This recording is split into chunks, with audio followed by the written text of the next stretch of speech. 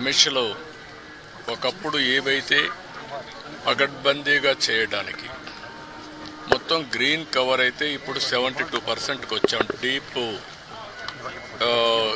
ఏదైతే ఫారెస్ట్ ఉందో దీన్ని 72%కి వచ్చాం. దాన్ని 90% తీసిపోయే అవకాశం ఉంది. బయోడైవర్సిటీ కూడా ఫోకస్ చేయమన్నాను. అదే సమయంలో ఇక్కడ వాటర్ కన్జర్వేషన్ కూడా లాజికల్గా తీసుకుపోవాల్సిన అవసరం ఉంది. ఒకప్పుడు మెడిసినల్ ప్లాంట్స్ కూడా తీసుకొచ్చి పెట్టాం. ఇవన్నీ కూడా ఎందుకంటే ఒక పక్క బయోడైవర్సిటీ ఒకటి, రెండోది ప్రశాంతమైన వాతావరణాన్ని క్రియేట్ చేయడానికి అనుకూలమైన వాతావరణం చేయాలని చెప్పి ఉద్దేశంతో ముందుకు పోయాం. అది కూడా ఒకసారి మళ్ళా సమీక్ష చేశాను. రెండోది పరిశుభ్రత మీద కూడా ఎక్కువ శ్రద్ధ పెట్టమన్నాను. ఎక్కడెక్కడి నుంచో భక్తులు వస్తారు. భక్తులు వచ్చినప్పుడు వాళ్ళకు కావాల్సింది వెంకటేశ్వర స్వామి నామం తప్ప ఇంకొకటి మాట్లాడే పరిస్థితి లేకుండా వాళ్ళు అన్ని విధాలు ఒక ప్రశాంతమైనటువంటి ఒక దివ్య క్షేత్రంగా ఇది ఎప్పటికప్పుడు ఉండాల్సిన అవసరం ఉంది. సజెషన్స్ ఇచ్చాం. అదే మరి ఇక్కడ ఫుడ్ కూడా ఏదో ఫ్యాన్సీ ఫుడ్లే కాకుండా ఇక్కడుండే భక్తుల మనోభావాలకు అనుకూలంగా ఇక్కడ మన సాంప్రదాయాలకు అనుకూలంగా ఉంటే చాలా బాగుంటుంది. అలాంటివి కూడా చేయమని చెప్పి ఆదేశాలు ఇచ్చాను. అదే మరి ఎండ్ టు ఎండ్ ఇవన్నీ కూడా ఒపీనియన్ కూడా తీసుకోవడం, భక్తుల మనోభావాల్ని గౌరవించడానికి ఏమేం చేయాలనో అవన్నీ చేస్తాం. ఇప్పుడు సేవకులు కొంతమంది ఉన్నారు, శ్రీవారి సేవకులు. వాళ్ళు కూడా ఎప్పుడో నేను ప్రవేశపెట్టాను. వాళ్ళు ఒక 15 లక్షల మంది అయ్యారు. వాళ్ళు కూడా ఒక స్పిరిచువాలిటీ సైడ్ ఎట్లా తీసుకెళ్ళాలి, వాళ్ళల్లో కూడా భక్తి భావం ఎట్లా పెంచాలి, ఇక్కడే కాకుండా నిజ జీవితంలో కూడా వెంకటేశ్వర స్వామి శ్రీవారి సేవకులు ఉన్నప్పుడు వాళ్ళు నిజ జీవితంలో కూడా దీన్ని ఆచరించాల్సిన అవసరం ఉంది. వాళ్ళకి కావాల్సిన ట్రైనింగ్ అవన్నీ ఇచ్చి వాళ్ళు కూడా కెపాసిటీ బిల్డింగ్ చేస్తాం. అదే మరి ఎక్కడికక్కడ సమాచారాన్ని కూడా తీసుకొని ఒక విధంగా చెప్పాలంటే మళ్ళీ వెంకటేశ్వర స్వామికి పూర్వ వైభవం వచ్చే విధంగా, అదే కాకుండా ఎప్పటికీ ఇది ఒక దివ్య క్షేత్రంగా పవిత్రమైన క్షేత్రంగా తయారు చేయడానికి ఏమేం చేయాలో అన్ని చర్యలు తీసుకోమని చెప్పి మేనేజ్మెంట్కి గవర్నమెంట్ తరఫున కూడా ఆదేశాలు ఇచ్చాం. అవన్నీ చేసేదానికి శ్రీకారం చుట్టారు. ఇంకొక పక్కన ఏదైతే ఈరోజు ఇక్కడ ఫుడ్ కూడా ఉందో ఎన్నిటి కూడా రాబోయే రోజులు అన్ని టెస్టులు ఉంటాయి. అదే మాదిరిగా అవసరమైతే ఇక్కడ నాలెడ్జ్, అబండెంట్ నాలెడ్జ్ ఉంది. అలాంటి నాలెడ్జ్ని ఎవరు కూడా రిప్లికేట్ చేయలేకపోయే పరిస్థితికి వచ్చారంటే ఇక్కడ వెంకటేశ్వర స్వామి మహిమ కూడా ఉంది. ఏది నడిపించినా వెంకటేశ్వర స్వామి నడిపిస్తాడు.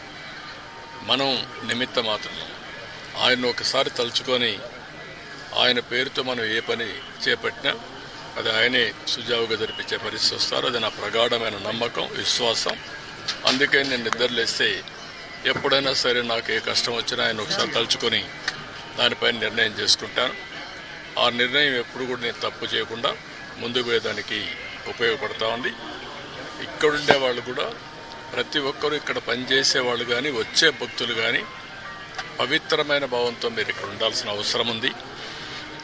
మీరు పవిత్రంగా ఉండడమే కాకుండా దివ్య క్షేత్రాన్ని పవిత్ర క్షేత్రంగా శాశ్వతంగా ఉండాలంటే భక్తుల్లో ఆ భావన రావాలి, మేనేజ్మెంట్లో భావన రావాలి, శ్రీవారి సేవకుల్లో భావన రావాలి. అందరం కలిసి మళ్ళీ దీన్ని ప్రపంచంలో ఉండే హిందువుల మనోభావాలకి ప్రతిబింబం వెంకటేశ్వర స్వామి టెంపుల్. అందరూ కూడా ఇక్కడ ఏం జరిగినా కూడా ఆలోచిస్తూ ఉంటారు. ఇక్కడికి వచ్చినప్పుడు ఎక్స్పీరియన్స్ చేస్తారు. అలాంటి ఎక్స్పీరియన్స్ చేసే సమయంలో దీన్ని అందరం కూడా ఈ ఎకో సిస్టాన్ని ఎట్లా కాపాడడానికి పూర్తిగా సహకరించమని అందరికీ చెప్పాను. మార్నింగ్ కూడా కొన్ని ఆదేశాలు ఇచ్చాం. ఆదేశాలన్నీ పాటిస్తానని చెప్పి నేను ఆశిస్తున్నా. ఎప్పటికప్పుడు గవర్నమెంట్ ఓవరాల్ గైడెన్స్ ఇస్తాం. పాలక మండలి లేకపోతే ఇక్కడ మేనేజ్మెంట్ అన్నీ కూడా జాగ్రత్తగా చూసుకుంటాం.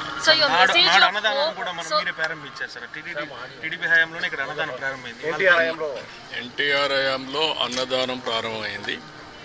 ఈరోజు ప్రపంచంలోనే ఒక సెంటర్లో ఇంత పెద్ద ఎత్తున అన్నదానం చేయడం అనేది ఎక్కడా జరగదు. 3 లక్షల మందికి భోజనం పెట్టగలిగే సెంట్రల్ కిచెన్స్ 3 ఉన్నాయంటే ఎక్కడ ఇది ఉండదు.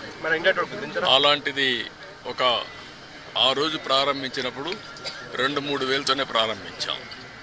కానీ అది ఆ రోజు ఎన్టీ రామారావు గారికి ఉండే విజన్. తర్వాత ఈరోజు కార్పస్ కూడా పెరిగింది.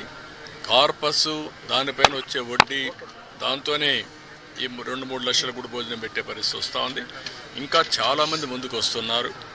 ఒకరోజు పెడుతున్నారు, లేకపోతే వాళ్ళ అకేషన్లు ఎవ్రీ ఇయర్ ఇస్తున్నారు. అనేక విధాలుగా భాగస్వాములు అవుతున్నారు. ఇది ఒక మంచి ఉదాత్తమైన కార్యక్రమం. నేనున్నప్పుడు ప్రాణదానం పెట్టాం. అది కూడా లాజికల్గా తీసుకుపోవాల్సిన అవసరం ఉంది. అన్నదానం, ప్రాణదానం ఈ 2 కూడా లాజికల్గా తీసుకెళ్ళి అన్ని విధాలా దీన్ని స్టిమ్యులేట్ చేస్తాం. So your message for all the festivals that are going to take place, your message of hope for the people? No, we are here to manage things on behalf of the God. I am appealing all devotees. Nobody can do any harm for our God. Ultimately, God is supreme. Management and also government are here to protect the purity and sanctity of Lord Balaji and Venkateswara Swami. That is our commitment, that is our dedication. We will do our best, and also day by day you are seeing the improvements. We will take to the logical conclusion with perfect management of things in the near future. Sir, గతంలోకి ఇప్పటికీ అన్నప్రసాదం లడ్డూ ప్రసాదం తేడా ఉందని భక్తులు ఎట్లాంటి అభిప్రాయం? చాలామంది సాటిస్ఫాక్షన్ చాలా హైగా ఉంది. వాళ్ళల్లో కూడా మనందరికంటే ప్రసాదం టేస్ట్ చేసేవాళ్ళు ఇదే తిరుమల ఈ కొండపైన అనేక సందర్భాల్లో అనేక ఆందోళన చేశారు. అది మంచి శుభసూచకం కాదు మనందరికీ. కానీ ఆనాటి పరిస్థితుల్లో అది పట్టించుకోలేదు. కానీ ఈరోజు నేను చెప్పేది ఏంటంటే ఎప్పటికప్పుడు భక్తుల యొక్క ఫీడ్బ్యాక్ కూడా తీసుకోమంటున్నాను. ఎంతమంది వస్తున్నారు, వాళ్ళ దగ్గర ఏ విధంగా తీసుకోగలుగుతాం రికార్డ్ చేయండి. మన ప్రవర్తన దగ్గర నుంచి శ్రీవారి సేవకులు చేసే క్యూ మేనేజ్మెంట్ దగ్గర నుంచి కావాలని రష్ తోయడము, లేకుంటే హార్ష్గా మాట్లాడడం అవన్నీ కరెక్ట్ కాదు.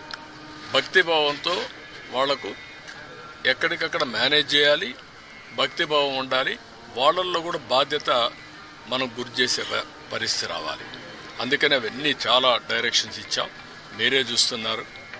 ఇక్కడ పరిశుభ్రతలో మార్పు వచ్చింది, ఆలోచన విధానంలో మార్పు వచ్చింది, ప్రసాదాల్లో మార్పు వచ్చింది, మేనేజ్మెంట్లో మార్పు వచ్చింది. భక్తులు కూడా హర్షాన్ని వ్యక్తం చేస్తున్నారు.